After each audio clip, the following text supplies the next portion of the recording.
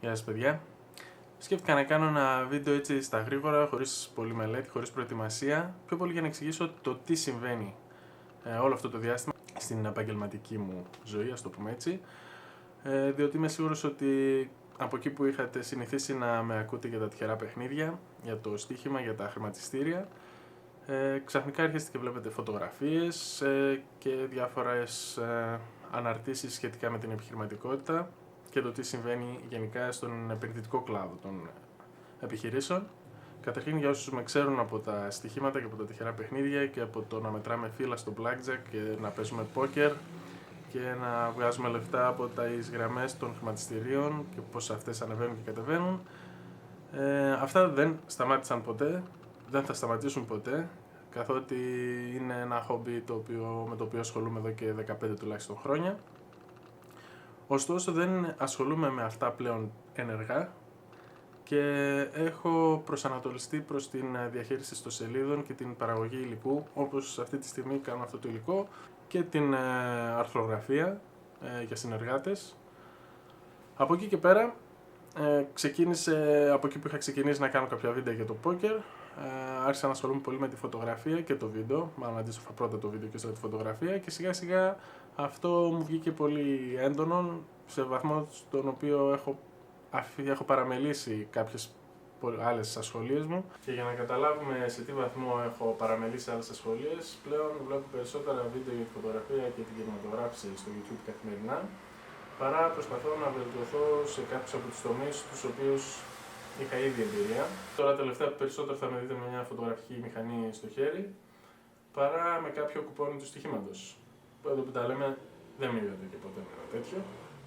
Έτσι είδατε πολλές φωτογραφίες από τη Σκύρο, το νησί που επισκέφτηκα πριν λίγο καιρό και έμεινα εκεί μαζί με την οικογένειά μου για κάποιες εβδομάδες, όπου έβγαλα αρκετές φωτογραφίες, αρκετά βίντεο, κάποια έδειξα, έκανα και ένα βίντεο το οποίο έγινε στα αγγλικά και εξηγώ για το κόστος του ίντερνετ που υπήρχε εκεί πέρα και με τη χρήση του κινητού τηλεφώνου παρά με την εγκατάσταση μιας σύνδεσης DSL, τέλος πάντων. Και έτσι σας έδειξα κάποιες φωτογραφίες από εκεί, οι οποίες γιατί τις έκανα, ένα καλό ερώτημα, γιατί μ' αρέσει πολύ απλά και μ' αρέσει να βγάζω φωτογραφίες και αυτό βγαίνει στον κόσμο και όλοι περνάμε πολύ ωραία.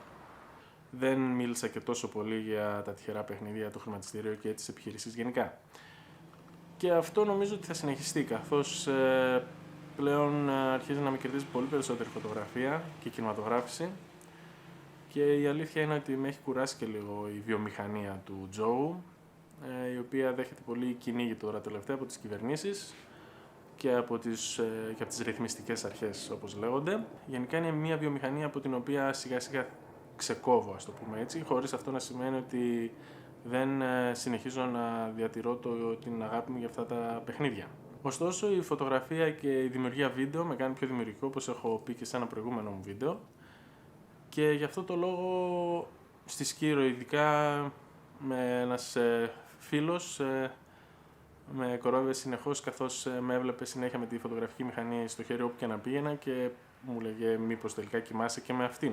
Τι θα κάνουμε από εδώ και πέρα? Από εδώ και πέρα σκέφτομαι να επικεντρωθώ κυρίως στο δικό μου το site, το gmakos.com, όπου έχω ήδη κατηγοριοποιήσει τα άρθρα ανάλογα με τις ασχολίες μου. Υπάρχουν 6 κατηγορίες: επιχειρηματικότητα, βίντεο, φωτογραφία, τζόγος, επενδύσεις και κατασκευή ιστοσελίδων. Αυτά είναι τα θέματα για τα οποία μιλάω εδώ και 10-15 χρόνια. Φυσικά ξεκίνησα να μιλάω από τα τυχερά παιχνίδια, στην πορεία έφτιαξα μια ιστοσελίδα, άρχισα να μαθαίνω πώς να φτιάχνω ιστοσελίδες και άρχισα να μιλάω για το τι με έχει βοηθήσει στο να κατασκευάσω αυτές τις ιστοσελίδες, πώς μπορούμε να την κάνουμε καλύτερη προώθηση, πώς μπορούμε να ανεβάσουμε την ιστοσελίδα πιο ψηλά στο Google και όλα αυτά. Και πλέον οι φίλοι μου πιο πολύ με ρωτάνε αυτή την περίοδο πώς μπορούν να φτιάξουν ένα blog και να το βγάλουν στις πρώτες θέσεις της αναζήτησης στο Google, παρά πώς να μάθουν να μετράνε φύλλα στο blackjack ή πώς να κερδίσουν στο χρηματιστήριο. Την ίδια λοιπόν κατηγοριοποίηση που έχω κάνει στην ιστοσελίδα θέλω να κάνω και στο κανάλι στο YouTube. Έχω πολλά κανάλια στο YouTube ανάλογα με τις ιστοσελίδες που διαχειρίζομαι. Όμως λόγω του ότι ο χρόνος έχει περιοριστεί αρκετά, καθώς πλέον έχουμε και ένα μικρό παιδάκι να τριγνάει ανάμεσα στα πόδια μας, Διαπίστωσα ότι πλέον δεν προλαβαίνω να διαχειριστώ όλες αυτές τις σελίδες ιδανικά και όπως θα ήθελα, με το να παράγω υλικό για κάθε μία από αυτές, όπως θα έπρεπε να κάνω. Και έτσι είπα, ας τα αφήσω τα υπόλοιπα και να επικεντρωθώ στην δικιά μου ιστοσελίδα, σε μένα, καθότι είμαι μόνος μου, δεν έχω καμία ομάδα να δουλεύει για μένα, και να επικεντρωθώ λοιπόν στο να παράγω υλικό για όλα αυτά που με ενδιαφέρουν και όλα αυτά να συγκεντρώνονται στην ιστοσελίδα, στο gmarcos.com, αλλά και αν κάνω βίντεο, συγκεντρώνονται όλα στο δικό μου το κανάλι εδώ στο YouTube. Οπότε σταματάω πλέον να φτιάχνω βίντεο για το Poker Tape, για το στοίχημα online, για το Trading Graphs, για το Bet Stories, όλα αυτές τις ιστοσελίδες που ίσως να σας έχω μοιράσει στο παρελθόν, τις οποίες συνεχίζω βέβαια να τις διαχειρίζομαι. Ίσως να κάνω και κάτι εκεί, αλλά προς το παρόν θα ήθελα να τα συγκεντρώσω όλα εδώ και αναλόγως πώς θα πάει να δω άμα θα συνεχίσω κατά αυτόν τον τρόπο. Το άλλο είναι γιατί μιλάω ελληνικά. Το έχουμε αναλύσει πάρα πολλές φορές αυτό. Με τα αγγλικά απευθύνεσαι σε ένα μεγαλύτερο κοινό, με τα ελληνικά είναι πιο εύκολο, αυτό είναι η μητρική μου γλώσσα. Ωστόσο, ακόμα και στα ελληνικά δεν είναι και τόσο εύκολο να μιλάς στην κάμερα. Παρ' όλα αυτά, είναι σίγουρα πιο εύκολο από τα αγγλικά, στα οποία δεν έχω και τόσο καλή προφορά και γενικά όσοι Έλληνες βλέπω να κάνουν βίντεο στα αγγλικά δέχονται αρκετό πόλεμο στα σχόλια για την προφορά τους. Υπάρχει μια συμβουλή που λέει ότι μην ενδιαφέρεσαι για το τι λένε οι άλλοι και κάνω αυτό που σου αρέσει. Συμφωνώ και επειδή αυτό που μου αρέσει να κάνω βίντεο, είναι λοιπόν πιο εύκολο να κάνω βίντεο στα ελληνικά. Κάθε φορά λοιπόν που ήθελα να κάνω ένα βίντεο στα αγγλικά, καθυστερούσα τόσο πολύ με το να σκέφτομαι πώς θα το κάνω, το σενάριο, να βελτιώσω την προφορά μου και φυσικά να σκέφτομαι και τα πλάνα που θα κάνω, όπως και το θέμα πάνω στο οποίο θα αναφερθώ, που στο τέλος δεν έκανα τίποτα. Οπότε πλέον σκέφτηκα τουλάχιστον κάνε ένα στα ελληνικά, που μπορείς και μιλάς εύκολα, που δεν χρειάζεται τόσο πολύ σενάριο. Και καθώς θα βελτιώνεσαι στα ελληνικά, που και που θα κάνεις και κάποιο στα αγγλικά, με σκοπό τουλάχιστον να φτάσω στα μισά αγγλικά, τα μισά ελληνικά. Πώς έφτασα τώρα όμως να κάνω αυτό το βίντεο σήμερα, γιατί σκέφτομαι πάρα πολύ καιρό να κάνω βίντεο και δεν κάνω τίποτα και το κάτι είναι πάντα καλύτερο από το τίποτα, όπως λένε στα αγγλικά, something is better than nothing, και αυτή ήταν η προφορά μου στα αγγλικά. Οπότε αυτό που με έδωσε την motivation, αυτό είναι το πράγμα στα ελληνικά, ότι σκέφτομαι κάποιες λέξεις στα αγγλικά. Αυτό που μου έδωσε το κίνητρο για να κάνω το σημερινό βίντεο ήταν η Fran, μια χιλιανή illustrator, της οποίας ο άντρας είναι φωτογράφος. Και έχει πολύ πλάκα τώρα το πώς όλα αυτά συνδέονται, καθώς βλέπω καθημερινά βίντεο στο YouTube για τη φωτογραφία, όπως είπαμε, και μου βγήκε προτινόμενος ο άντρας της, ο οποίος είναι φωτογράφος από τη Χιλή, ο οποίος πήγε στη Γερμανία, από εκεί πήγε στην Αγγλία, τώρα είναι στο Λονδίνο και ζει με τη γυναίκα του, η οποία γυναίκα του τραβάει το βίντεο τα οποία ανεβάζει ο ίδιος. Οπότε μπήκα στο κανάλι της γυναίκας του, αυτή είναι της Φραν, η οποία φυσικά μιλάει ισπανικά, είναι η μητρική της γλώσσα τα ισπανικά. Παρ' όλα αυτά κάνει βίντεο και στα αγγλικά και στα ισπανικά. Πριν 2 χρόνια έκανε ένα βίντεο και εξηγούσε γιατί ξεκίνησε να κάνει στα αγγλικά τα βίντεο. Και πρόσεξα ότι κάποια βίντεο εξακολουθεί να τα κάνει στα ισπανικά. Ενώ αυτά που απευθύνεται κυρίως στα θέματα που την ενδιαφέρουν, που είναι το illustration, η σχεδίαση, αυτά που ασχολείται τέλος πάντων, τα κάνει στα αγγλικά. Κάποια άλλα βίντεο, τα οποία εξηγεί πρόσφατα, ας πούμε, πώς μετακόμισαν από μια ακριβή περιοχή του Λονδίνου σε μια πιο φτηνή, καθώς σαν freelancer δεν μετακινείται πολύ εκτός σπιτιού, αυτά τα κάνει στα ισπανικά. Και βάζει υπότιτλους στα αγγλικά από κάτω. Κάτι τέτοιο σκέφτηκα λοιπόν να κάνω κι εγώ, αφού είπαμε something is better than nothing, και είπα να ξεκινήσω έτσι με αυτά τα ελληνικά, να κάνουμε μια εισαγωγή για το τι συμβαίνει περίπου αυτή την περίοδο, και καιρό θα κάνουμε και στα αγγλικά και στα ελληνικά και θα υπάρχει μια ανάμειξη των δύο γλώσσων, με υπότιτλους πάντα στην αντίστροφη γλώσσα, και ας προχωρήσουμε.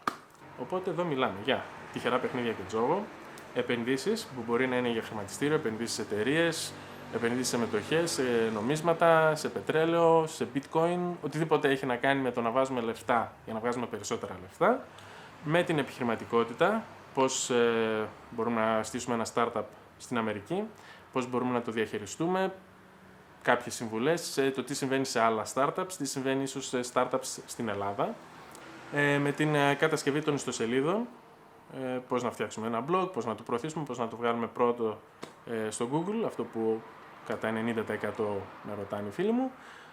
Για τη φωτογραφία, την οποία φυσικά είμαι τελείως άσχετος και ακόμα μαθαίνω και δεν είμαι καθόλου ειδικός σε αυτά και με βλέπετε κιόλας.